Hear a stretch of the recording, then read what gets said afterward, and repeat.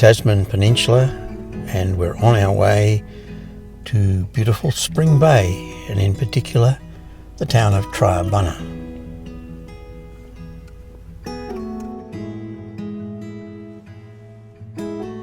Protected deep in Spring Bay, Triabunna is surrounded by beautiful beaches, coastal reserves and eucalyptus forest.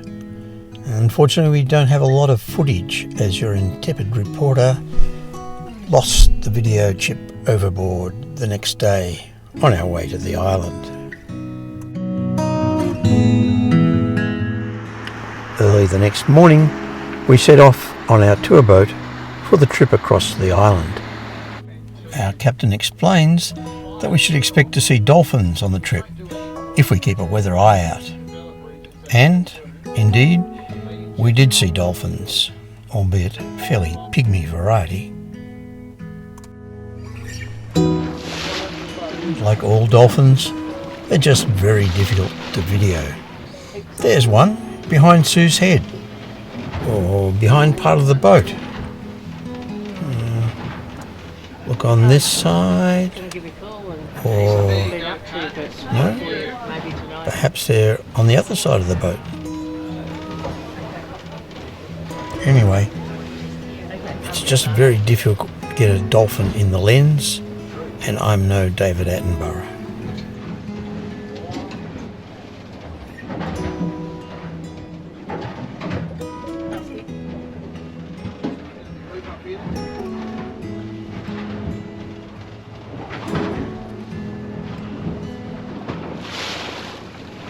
And then, just as soon as they arrive, they're gone, and it's onto the island for us.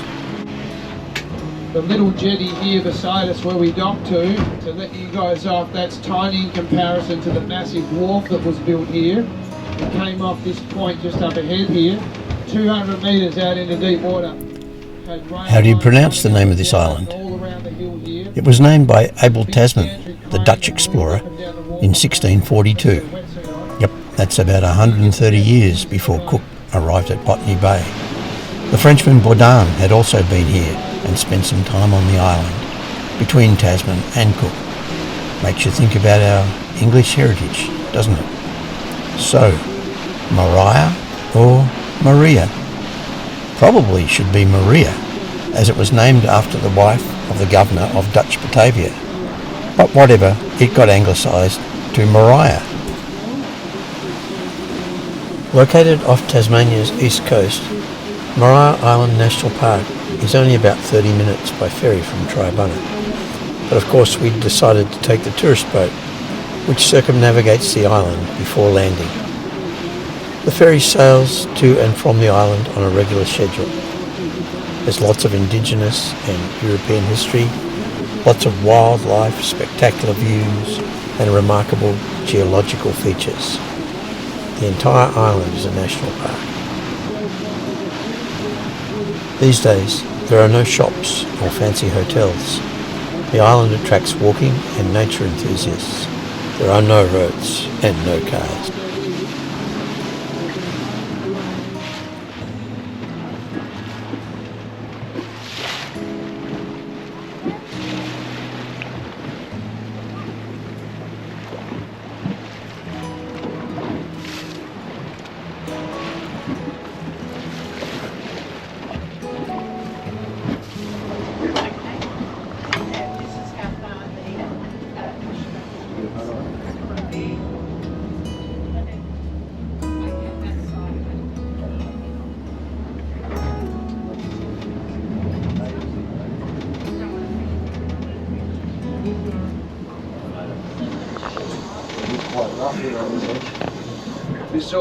This limestone here, the geologists will estimate that it might take 3 to 5 million years to make limestone that deep as those cliffs. So it's a really slow process. It takes a long time to form, and they'll be able to estimate what the climate was like by looking at the fossils in all those layers. So they'll take samples of all the layers, grind it up, put it under a microscope, and then look at the animals that they see in the shell fossils, and be able to predict what the marine environment was like. This is a metamorphic rock.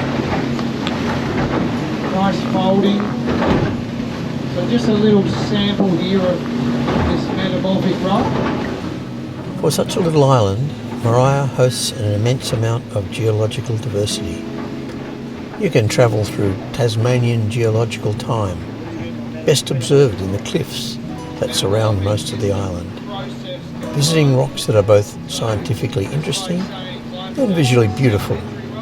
This made it a must-visit for my geology-absorbed wife. See the Lime Bay episode. We viewed these wonders of geology from the boat. 3 things are notable from a geological point of view. The first is what is known as the Great Unconformity of Tasmania. Whilst this is visually impressive, the technicalities are really beyond me. The second are the fossil cliffs. What's so unique about the fossil cliffs is not only the sheer abundance of the fossils, but what they represent. This site is one of the rarest in the world, so rare that David Attenborough came here to examine them. And thirdly are the painted cliffs. It's obviously why, once you see them, the sandstones have stunning patterns of red, orange and yellow bands and rings, which are a form of iron oxide staining. The patterns are stunning and by far the most interesting to the casual observer.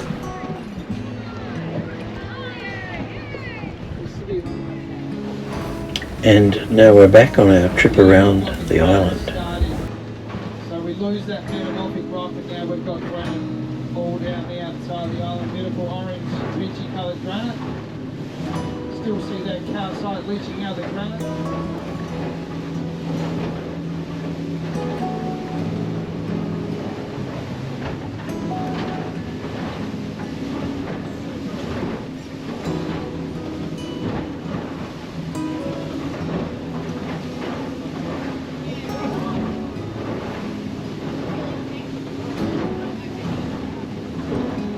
Waterfall.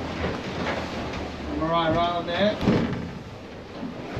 Always trickles. Going to do this nice and quick, guys. Get some quick photos.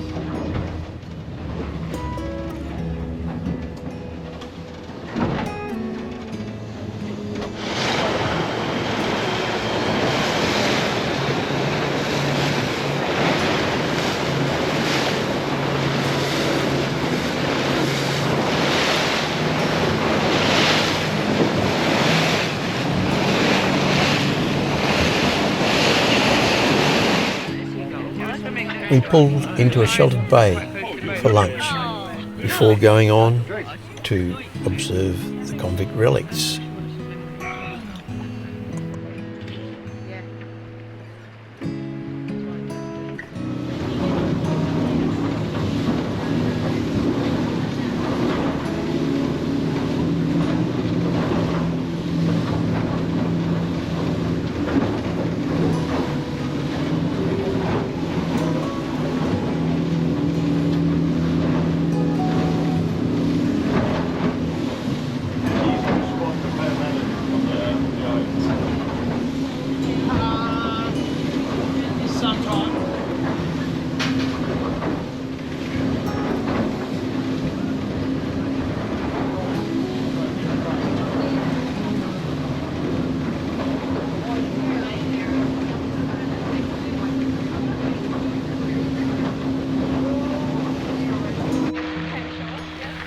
In 1825, 50 convicts were brought to the island by English soldiers.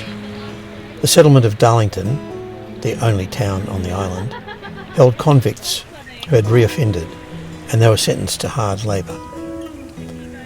Due mainly to frequent escape attempts, the settlement closed in 1832, only to reopen again some 10 years later. The second convict era lasted for 8 years until 1850. Once again, convict rebellion was a factor that led to its closure. Among the convicts who served time at Maria Island was the young William Smith O'Brien, who was a Member of Parliament in Ireland and had been found guilty of treason over his Irish independence activities. He was sentenced to be hanged, drawn and quartered, which apparently was still a legitimate punishment at the time, but the sentence was commuted to transportation for life. Maria is not only an island, but also a sanctuary. It's billed as one of the best places in Australia to observe wombats, Tasmanian devils, Cape Barren geese, kangaroos and wallabies. Wombats were in evidence and showing no fear of humans. These are Cape Barren geese. We didn't see any Tassie devils. The devils are not native, but were transplanted to Maria Island during the facial tumour epidemic. Rumour is they soon found Cape Barren geese are slower than devils, and as a consequence, apparently doing very well.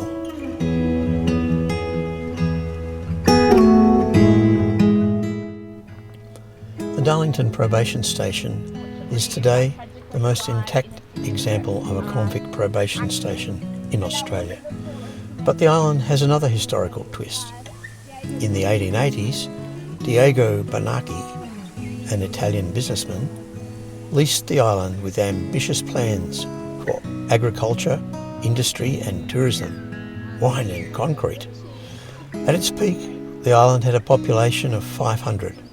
Many buildings were repurposed and others were built.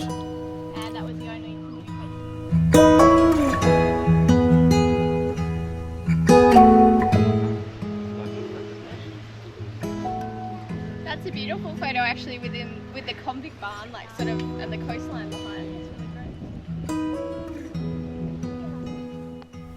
This building is the remains of the hotel he built and operated during his time on the island.